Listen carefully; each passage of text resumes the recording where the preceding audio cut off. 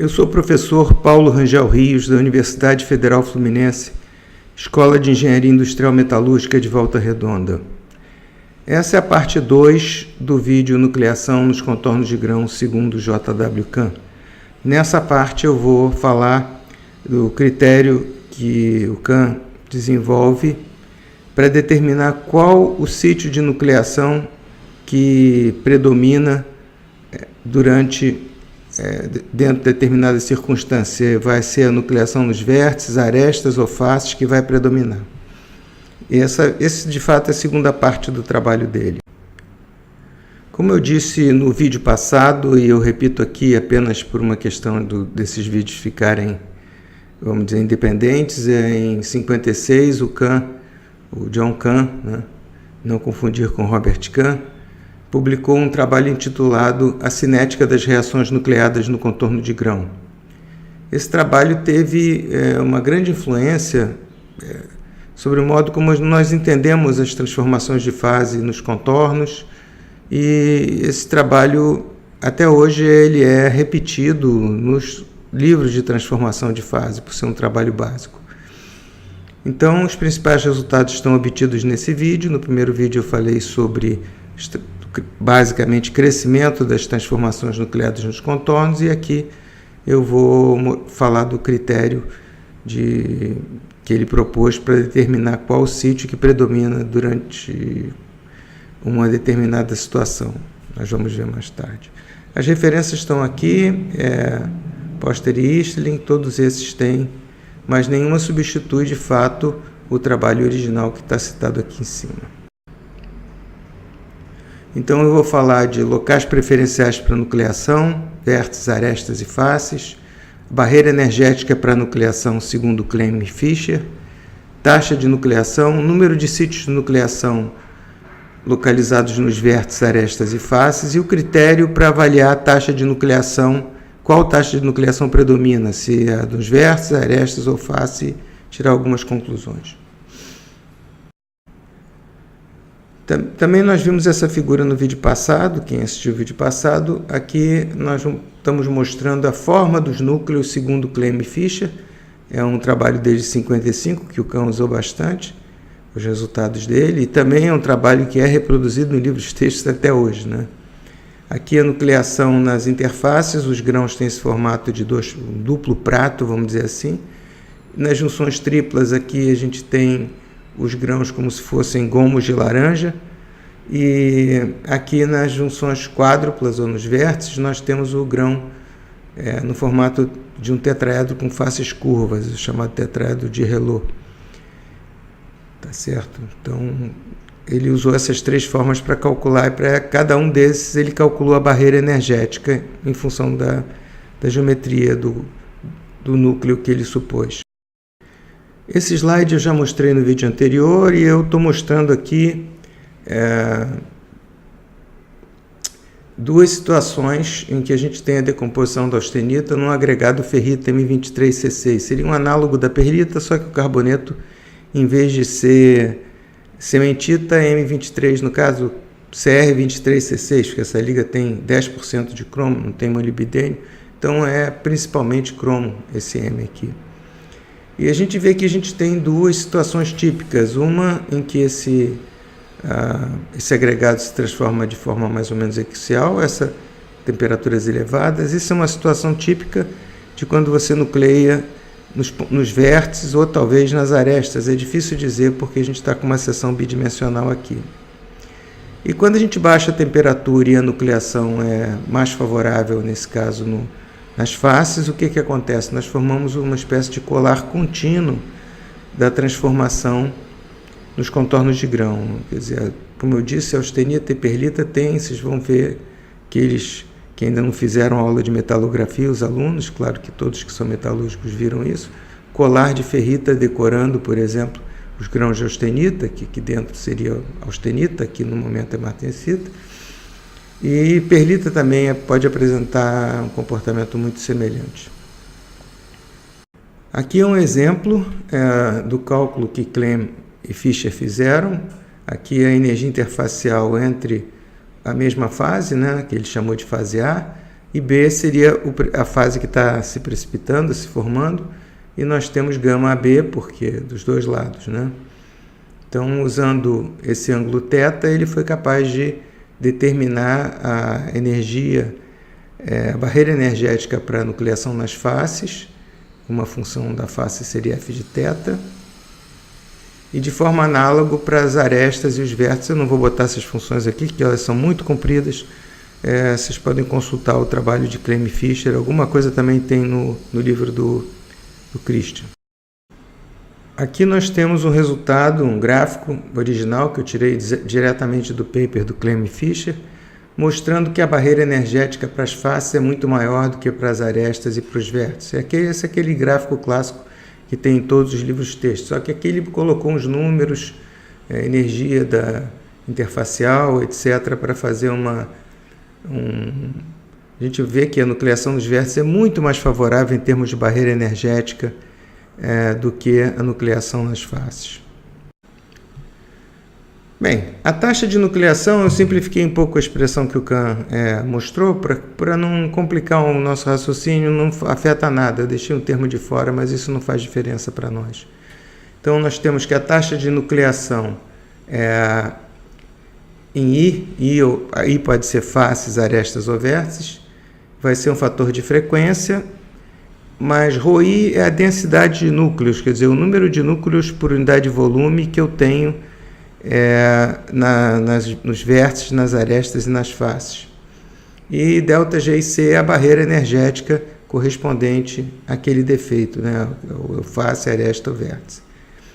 Então essa é a nossa equação base, a equação que o Kahn usou. A equação do Kahn, na verdade, tinha um termo a mais para uma energia de ativação, que no fim das contas cancela, então eu não coloquei aqui para não complicar. Quem lê o paper vai ver que tem esse termo a mais.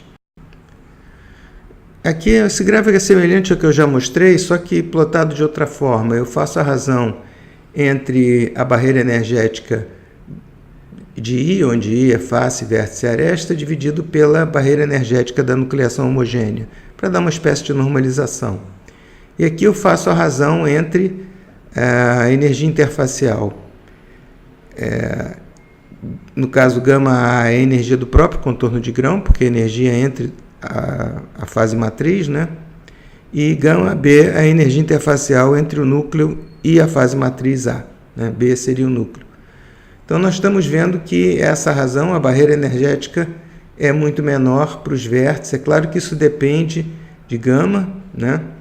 E a barreira energética é maior nas faces que nas arestas que nos vértices. Essa diferença dentro do exponencial é bastante expressiva, como nós vamos ver. Bem, na figura passada, então, eu vi a barreira energética para cada um dos sítios, então nós precisamos agora calcular o número de locais ou sítios de nucleação em cada um dos locais. Por exemplo, na interface, para calcular isso, o Kahn ele supôs que a interface tinha uma espessura delta e o tamanho de grão uma espessura D. Quer dizer, então a probabilidade de haver um sítio de nucleação na interface seria delta sobre D vezes N, que seria o número de sítios de nucleação por unidade de volume. Eu sei que pode haver objeções a esse tratamento, mas é razoável, porque facilita bastante as coisas. Então, quando a gente quer calcular a nucleação nas arestas, a gente pode pensar o seguinte: bom, uma aresta, o local tem que pertencer a duas faces. Como cada face é delta sobre N, probabilidade de preencher numa face é delta sobre D, desculpe, então a probabilidade de pertencer a duas faces, quer dizer, uma aresta, é delta sobre D ao quadrado, produto das duas. E pelo mesmo raciocínio, os vértices são a interseção de três planos, quer dizer, para que o núcleo esteja no vértice, o local da nucleação esteja no vértice, ele tem que estar também nas três faces. Então, é o produto das três, da probabilidade das três, vai dar. Então, você está vendo que o número de locais, N é um número por unidade de volume, não vai fazer diferença aqui, mas a gente está vendo que, como delta já é um tamanho pequeno, em torno de 2 angstrom, delta sobre D é um número pequeno. Então, a gente está vendo que o número de locais de nucleação nos vértices é um número pequeno elevado ao cubo, então é muito menor do que o número de locais de nucleação da interface. Ao contrário da barreira energética, que era muito menor nos vértices do que na interface. Quer dizer, em termos de sítios, de número de sítios, a interface ganha longe, mas em termos de barreira energética, a barreira energética da interface para nuclear na interface é muito maior. Então, uma coisa balança a outra. Eu tenho, por um lado, um número de sítios muito grande e uma barreira energética grande, que é prejudicial porque ela vai entrar como menos dentro do exponencial. Deixa eu mostrar aqui a taxa de nucleação novamente. Então, estão vendo? A barreira energética vai entrar como menos um exponencial. Quanto maior for a barreira energética, menor a taxa de nucleação. Quanto maior a densidade de sítios, maior vai ser a taxa de nucleação. Então, para faces, eu tenho um alto número de núcleos na interface, né? E tenho uma barreira energética alta. Quer dizer, esse termo diminui a taxa de nucleação e esse termo aumenta a taxa. Então, nós temos duas tendências opostas. Os sítios têm tendências opostas. O vértice tem a menor barreira energética, mas em compensação, e com isso esse termo seria o maior deles todos, mas por outro lado a densidade de sítios nos vértices é pequena. Então nós temos agora que saber, o critério do Kahn então é baseado nessa oposição entre número de sítios e barreira energética. Então aqui nós introduzimos os valores que foram calculados para a densidade de núcleos e para a barreira energética na taxa de nucleação. E ele definiu uma função que ele chamou de R. Então esse parâmetro R, ele de fato combina duas tendências, né? Aqui seria a nucleação homogênea, aqui seria a razão da espessura da interface sobre o tamanho de grão. Então, ele vai usar esse parâmetro R para analisar as duas tendências opostas. Então, o número de locais de nucleação é menor no vértice que é na aresta, que na face, que no interior do grão, e a barreira energética é menor no vértice do que na face, na aresta, na face e no interior do grão. Seria a nucleação homogênea no interior do grão. Note que tanto A quanto B, podemos calcular isso aqui, também podemos estimar isso aqui pelo menos, porque a gente tem uma ideia da espessura da interface, do tamanho de grão. Nós chegamos então ao ponto crítico do paper, na minha opinião, a parte mais difícil de se entender. Não sei se só assistindo o vídeo vai ser possível entender realmente o que o Kahn fez. Talvez seja necessário quem está assistindo o vídeo depois olhar o paper original ou olhar os trabalhos, os livros, né, que eu indiquei no início, para poder realmente entender isso que ele está fazendo. Mas a ideia é simples. Ele faz a razão de duas taxas de nucleação para dois sítios diferentes, que vai dar isso aqui. Então, I, por exemplo, poderia ser o vértice, J, por exemplo, poderia ser a aresta. É claro que se os sítios forem iguais, a gente vai ter 1 igual a 1 dos dois lados, né? Se a gente rearranjar isso aqui, tirar o logaritmo dos dois lados, nós vamos terminar com uma expressão desse tipo. Então, se essa taxa daqui for maior do que 1, a gente pode provar que esse termo daqui é menor do que esse, porque esse termo aqui vai ser positivo. Para que esse termo aqui seja positivo, é claro que esse termo aqui tem que ser menor do que esse termo aqui, tá? Claro que temos que usar I e J de tal forma que esse termo fique positivo, né? Para que essa coisa faça sentido. A ideia daquela equação anterior é um pouco confusa, eu diria. Nós podíamos transformar aquilo numa tabela, como vocês vão ver no paper original em livros texto, mas eu achei que ia ficar um pouco carregado aqui para o vídeo, então eu acho que dá para entender o critério dele olhando para esse gráfico que está aqui, que é um gráfico de R, que foi definido anteriormente, contra a razão das energias interfaciais. Se a gente, esse diagrama, na minha maneira de ver, é o principal resultado da teoria do Kahn, em que ele diz que, dependendo do valor de R, eu vou ter nucleação no vértice, na aresta ou na interface, quer dizer, uma dessas taxas vai predominar. Dependendo do valor de R, esse mapa aqui está me dizendo que para R igual a 0,20, para a razão das energias interfaciais igual a 1, a nucleação na interface vai predominar. Então eu vou ter essa situação aqui, nós vamos ter uma situação em que vamos ter esse tipo de colar, né? E ao contrário, se R for pequeno, nós vamos ter essa situação aqui, em que a nucleação nos vértices vai predominar.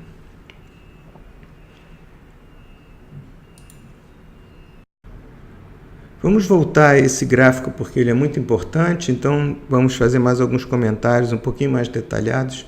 Se a gente escolher aqui a razão das energias interfaciais igual a 1, quer dizer, a energia interfacial entre o núcleo e a matriz é o mesmo entre dos contornos, né? Nós temos que esse gráfico aqui fica em função de R. Então, vamos fazer algumas coisas. Se R diminui, a importância da nucleação nos vértices e nas arestas aumenta. Então, quando é que R diminui? Então, por exemplo, se o tamanho de grão diminui, nós temos um R menor, D, tamanho de grão. Delta é fixo. Então, se o tamanho de grão aumenta, R aumenta. Então, a nucleação nas faces fica facilitada. Quer dizer, daí nós podemos qualitativamente dizer que para tamanhos de grão fino, eu favoreço a nucleação nos vértices e nas arestas. Para tamanhos de grãos grosseiros, eu tendo a favorecer a nucleação nas faces. Existem outros fatores. Por exemplo, o fator da temperatura. Eu tenho aqui a barreira energética, né? Quando é que a barreira energética aumenta? A barreira energética aumenta quando eu estou próximo da temperatura de transformação. Eu tenho uma energia livre de transformação pequena. Nós vimos num dos vídeos de nucleação homogênea, que quando eu tenho energia de nucleação, a temperatura de transformação próxima da temperatura de equilíbrio, eu tenho um ΔGV pequeno, uma energia livre pequena disponível para transformação, que vai fazer com que a barreira energética fique grande. Tá certo? O que acontece com a barreira energética grande? Que vai acontecer, no caso da ferrita, da austenita ferrita, seria a temperatura de transformação elevada. Vamos pensar na perlita, 727. Então, se eu estou transformando a, 720 ou 717, né, uns 10 graus de supersaturação, eu tenho uma barreira energética ainda significativa. Então, qual vai ser a tendência? Vou diminuir R e vou tender a nucleação nos vértices, que é o que eu vi aqui. Temperaturas altas, a nucleação é nos vértices. Agora, se eu tenho temperaturas baixas, eu tenho ΔGV alto, quer dizer, eu estou muito fora do equilíbrio, eu tenho uma força motriz para transformação muito alta. O que vai acontecer? A barreira energética vai ficar pequena, porque a barreira energética, para quem quiser olhar um dos vídeos de nucleação, que a gente calcula ΔGH, ela é inversamente proporcional à força motriz, o ΔG disponível para transformação, o menos ΔG disponível para transformação. Então, quando eu tenho muita força motriz, a temperaturas baixas, no caso da austenita ferrita, eu tenho, ou austenita perlita, que seria até melhor, eu tenho uma barreira energética pequena, o que significa que eu tenho um R alto. Então, eu tenho que a tendência nas faces. Então, em geral, eu teria temperaturas elevadas, quer dizer, temperaturas próximas da temperatura de equilíbrio, quer dizer, quando eu tenho uma supersaturação baixa, eu tenho a tendência a nuclear nas arestas e nos vértices. Quando eu tenho a temperatura baixa, eu tenho muita força motriz, porque eu estou muito fora do equilíbrio, e eu tenho, então, um R baixo, e aí... eu tenho um ΔGH baixo, com isso eu tenho um R alto e a nucleação predominante vai ser nas faces. Novamente, repetindo aqui acontece com temperaturas altas porque a barreira energética aqui é alta. Então, aquele valor de R diminui.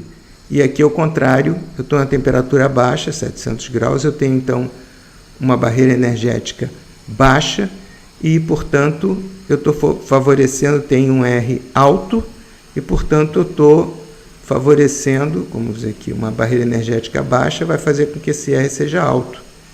portanto eu estou favorecendo a nucleação nas faces. Então, só raciocinando, o que é interessante dessa teoria é que mesmo que ela não nos dê resultados exatos do ponto de vista quantitativo, a gente sabe que isso não acontece, mas ela nos dá uma maneira de raciocinar e ela explica, pelo menos qualitativamente, o que a gente vê na prática. Então, a gente vê na prática que raios de grão, ou tamanhos de grão pequenos, vão favorecer nucleação nas arestas e nos vértices, porque R diminui, e temperaturas baixas, no caso, eu estou falando especificamente do sistema austenita-ferrita ou austenita-perlita, eu tenho, a temperaturas baixas eu tenho a barreira energética baixa, eu tenho um R alto, eu vou favorecer a nucleação nas faces. E, ao contrário, a temperaturas altas, próximas da temperatura de equilíbrio, eu tenho uma barreira energética grande, eu tenho um R baixo, eu vou procurar nuclear no lugar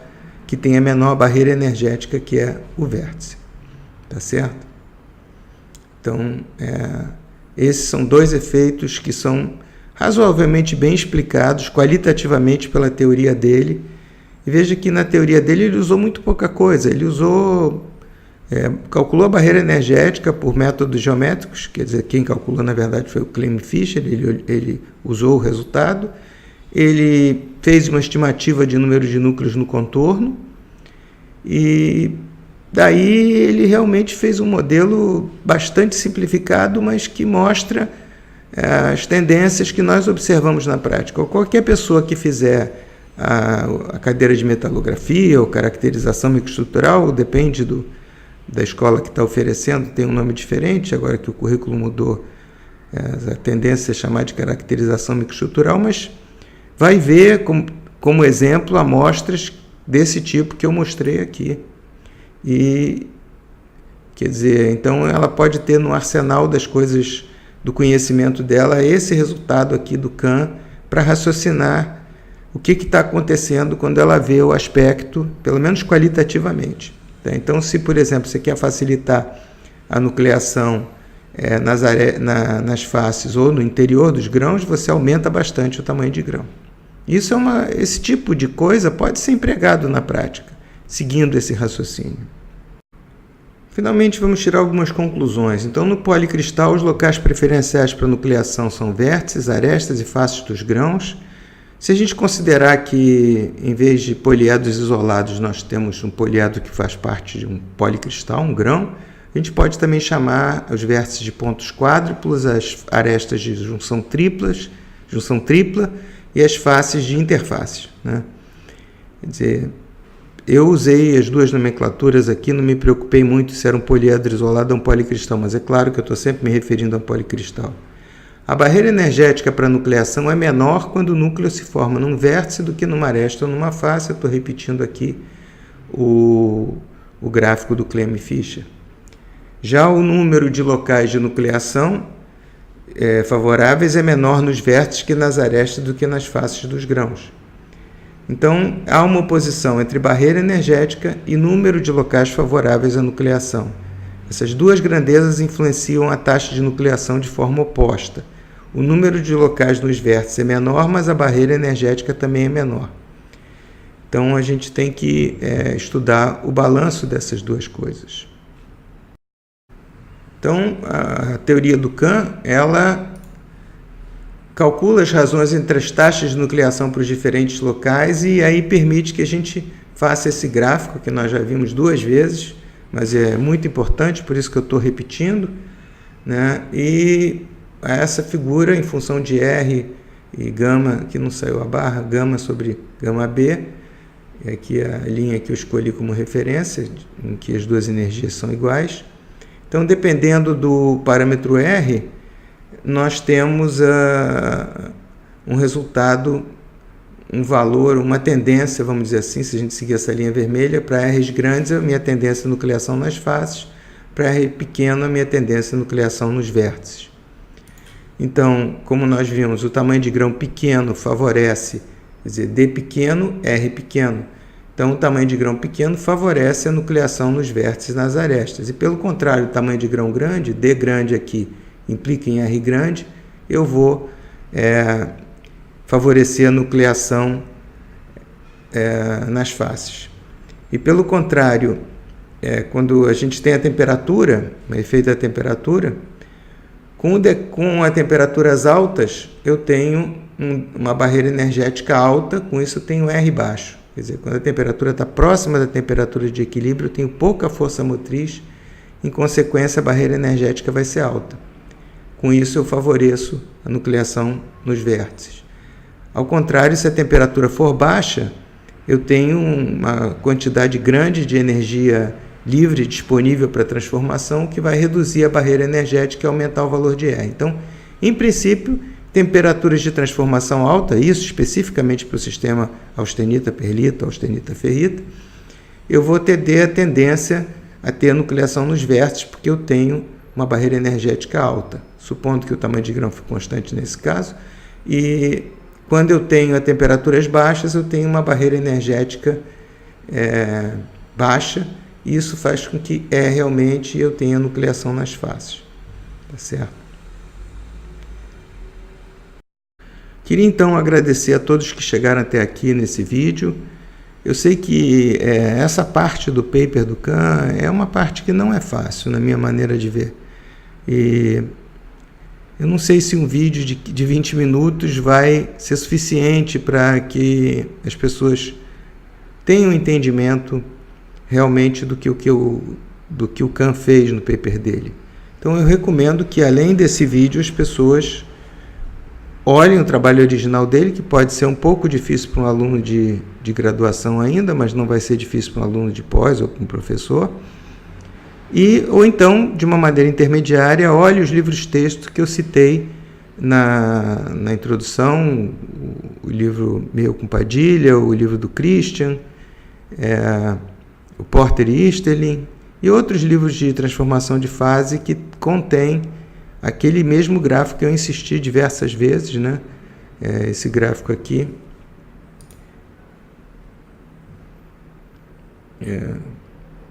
Que eu insisti nesse gráfico diversas vezes. Deixa eu mostrar ele aqui. Esse gráfico aqui. Então, é muito importante dele ser completamente entendido.